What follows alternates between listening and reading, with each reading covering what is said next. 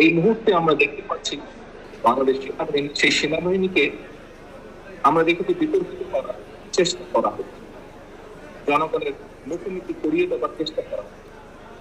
কদিন আগে আমরা যেমন দেখেছি সংস্কার এবং নির্বাচনকে যেমন করানো হচ্ছে, ঠিক একইভাবে সেনাবাহিনীকে জনগণের মুখোমুখি করানোর চেষ্টা করা হচ্ছে।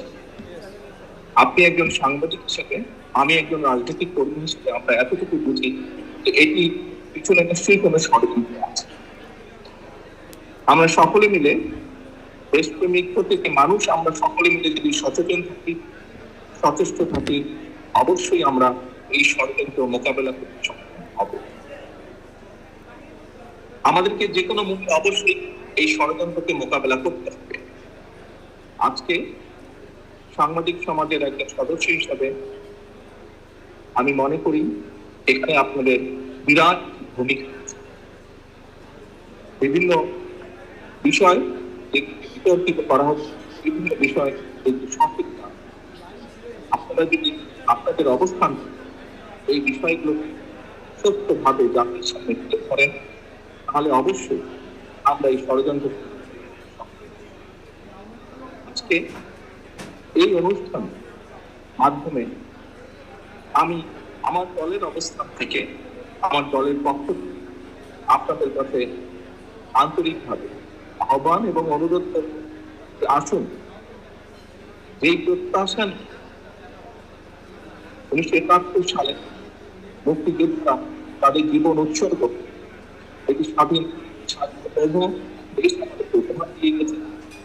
পরবর্তীতে বাংলাদেশের মানুষের গণতান্ত্রিক অধিকার সমুন্নত রাখার জন্য বিভিন্ন সময় রাজনৈতিক কর্মী সহ, সাংবাদিক সহ বিভিন্ন পেশার মানুষ আত্মহত্যা দিয়েছে।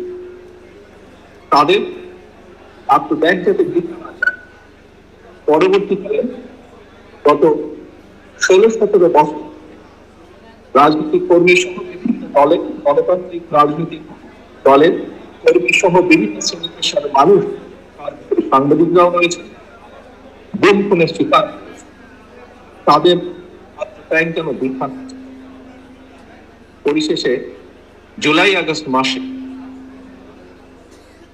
যে সকল বাংলাদেশের নাগরিক স্বৈরাচারকে বিদায় করানোর জন্য, নিজের গণতান্ত্রিক অধিকারকে প্রতিষ্ঠিত করার জন্য নিজের জীবনকে উৎসর্গ করেছেন, তাদের এই প্রতিটি মানুষের এই উৎসর্গ যেন সার্থক, তার জন্য আমাদের সকলকে এক প্ল্যাটফর্মে এসে কাজ করতে হবে।